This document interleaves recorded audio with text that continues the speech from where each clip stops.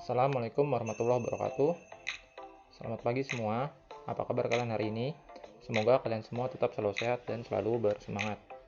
Hari ini kita akan membahas mengenai struktur jaringan akar, batang, dan daun.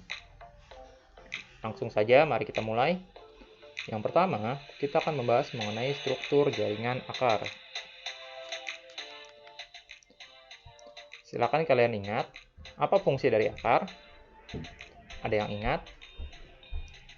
Oke, fungsi akar antara lain, yang pertama, menambatkan tumbuhan pada tanah atau mediumnya. Kemudian, menyerap air dan zat mineral atau hara dari dalam tanah. Lalu, menyimpan cadangan makanan, contohnya seperti pada umbi-umbian. Nah, berkaitan dengan fungsi ini, apakah ada keterkaitan antara fungsi akar dengan struktur jaringannya? Oke, langsung saja kita lihat struktur dari akar. Struktur akar secara umum dapat terlihat dari penampang melintang maupun penampang membujur. Ini adalah contoh penampang membujur dari akar dikotil. Secara umum, struktur akar kurang lebih sama dengan struktur akar ini. Pada akar terdapat 3 zona, yaitu zona pembelahan, zona pemanjangan, dan zona pematangan. Zona pembelahan adalah zona akar yang tersusun dari sel-sel meristem. Jika kalian masih ingat, sel meristem adalah sel yang berfungsi untuk pertumbuhan tanaman. Sel ini selalu membelah, sehingga akar akan terus memanjang. Kemudian ada zona pemanjangan atau kadang disebut sebagai zona pembesaran. Di zona pemanjangan, meristem yang telah menua akan membesar dan memanjang tergantung pada akan menjadi bagian yang mana. Dan terakhir, ada zona pematangan atau yang dikenal sebagai zona diferensiasi.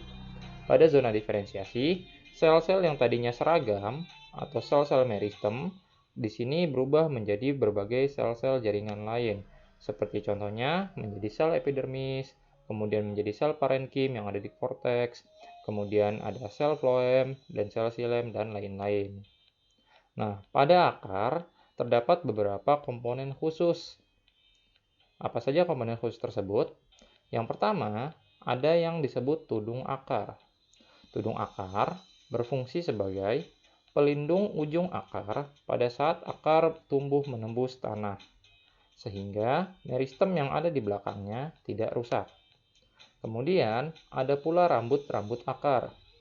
Rambut akar berfungsi sebagai tempat penyerapan air dan mineral dari tanah.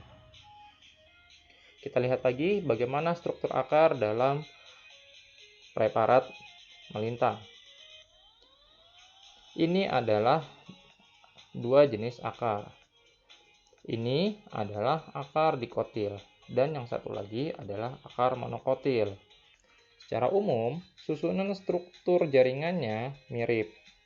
Yang membedakan adalah susunannya atau formasinya yang berbeda. Pada akar dikotil maupun akar monokotil, dari luar ke dalam tersusun dari paling luar adalah epidermis, kemudian korteks, kemudian endodermis, lalu perisikel, kemudian ada jaringan pembuluh berupa xilem dan floem, lalu bagian inti atau sering disebut sebagai empulur. Nah, berkaitan dengan fungsinya, setiap jaringan pada akar memiliki bentuk sel yang mendukung peranannya masing-masing. Kita lihat masing-masing. Yang pertama, epidermis. Epidermis memiliki sel yang berdinding tipis, sehingga air akan mudah masuk ke dalam akar. Jadi, air diserap oleh rambut akar, kemudian melewati epidermis yang berdinding tipis. Kemudian, pada bagian korteks, korteks tersusun dari sel-sel parenkim. Kalau masih ingat, sel parenkim adalah sel yang berukuran besar dan mampu menyimpan cadangan makanan. Kemudian, pada bagian endodermis, endodermis adalah pembatas antara bagian luar, yaitu bagian korteks, dengan bagian stele atau bagian inti atau dikenal sebagai empulur. Endodermis hanya tersusun dari satu lapis sel, di mana terdapat yang disebut pita Kaspari.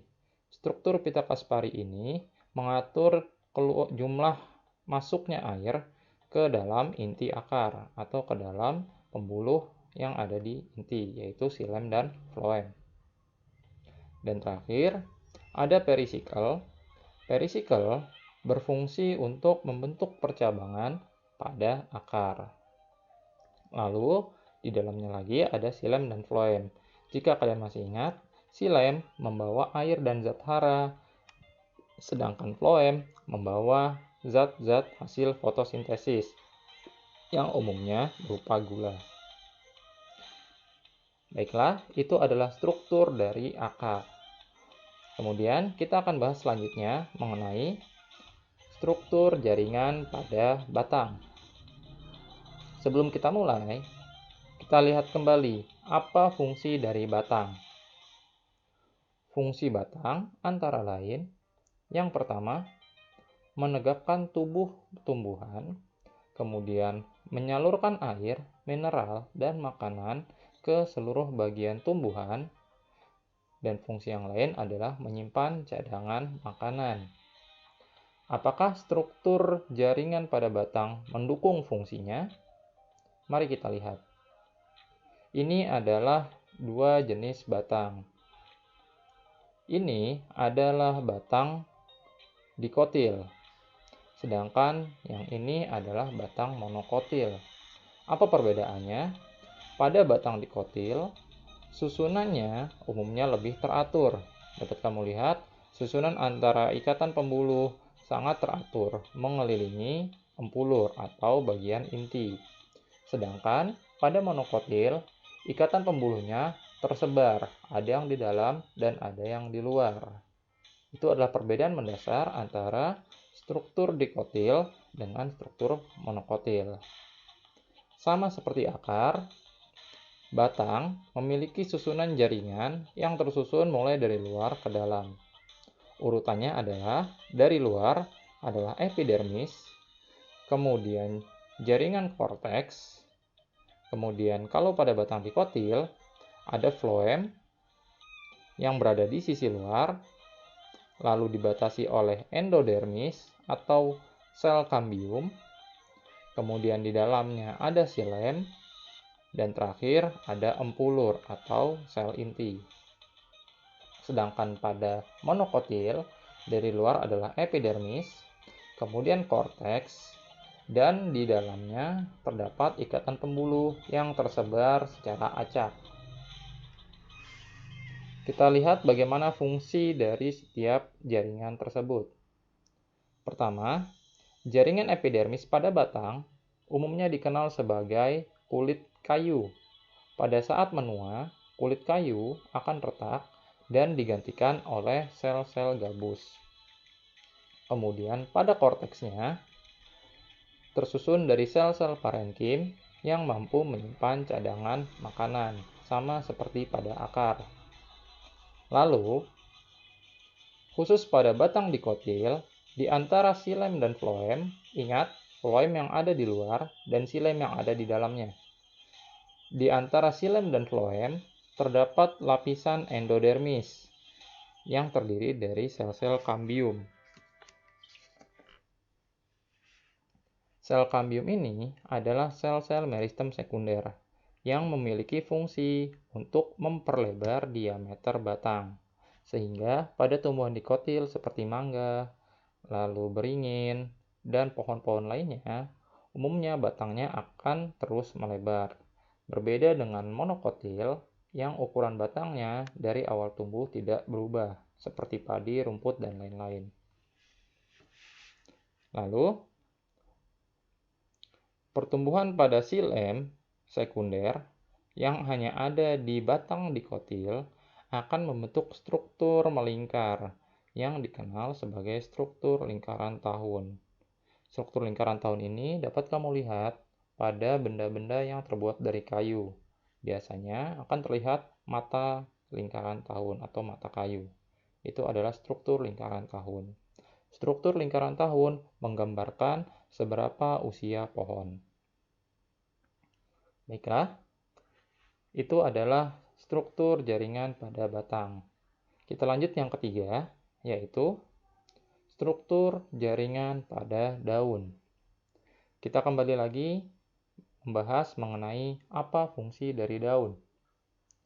Fungsi daun antara lain sebagai tempat fotosintesis atau tempat pembuatan makanan. Kemudian, sebagai tempat pertukaran gas antara gas CO2 dengan gas O2 atau oksigen. Dan terakhir, sebagai tempat transpirasi atau penguapan air. Apakah struktur jaringan pada daun akan mendukung fungsi pada daun itu sendiri? Mari kita lihat. Ini adalah struktur jaringan pada daun. Dari atas ke bawah, susunannya adalah kutikula, kemudian epidermis atas, dilanjutkan dengan sel mesofil. Sel mesofil ini terbagi menjadi dua, yaitu parenkim palisade dan parenkim bunga karang atau parenkim spons. Lalu di tengahnya ada pembuluh, yaitu pembuluh xilem dan pembuluh floem. Kemudian ada epidermis bawah. Di epidermis bawah terdapat sel khusus yang disebut sel penjaga yang membentuk struktur rongga yang disebut stomata dan dilapisi lagi oleh kutikula. Apa fungsi dari setiap bagian tersebut? Pertama, fungsi kutikula adalah lapisan pelindung teratas dari daun. Umumnya, kutikula mencegah penguapan air secara berlebihan dari daun. Ada pula yang berfungsi untuk mencegah virus, bakteri, maupun makhluk yang mampu menginfeksi untuk tidak masuk ke dalam daun. Kutikula umumnya berdiferensiasi, bisa dalam bentuk sisik, bisa dalam bentuk bulu, ataupun dalam bentuk lapisan lilin. Kemudian, di epidermis atas, sama seperti epidermis lainnya, selnya umumnya rapat dan berfungsi untuk melindungi jaringan di bawahnya. Khusus pada bagian daun, terdapat sel mesofil atau jaringan mesofil. Jaringan mesofil terdiri dari dua, yaitu parenkim palisade dan parenkim spons. Parenkim palisade adalah tempat utama terjadinya fotosintesis. Jadi, fotosintesis terjadi di parenkim palisade. Kemudian, parenkim spons berfungsi sebagai jalur lintasan gas. Gas CO2 dan gas O2 mengalir melewati rongga-rongga pada parenkim spons menuju ke palisade. Di palisade, gas CO2 maupun gas O2 digunakan untuk proses fotosintesis. Kemudian, di bagian bawahnya terdapat stomata. Rongga stomata ini berfungsi layaknya lubang hidung pada manusia, yaitu sebagai tempat keluar masuknya gas, dan terbuka tertutupnya stomata diatur oleh sel-sel penjaga. Demikianlah materi kita pada hari ini. Semoga dapat dimengerti. Wassalamualaikum warahmatullahi wabarakatuh.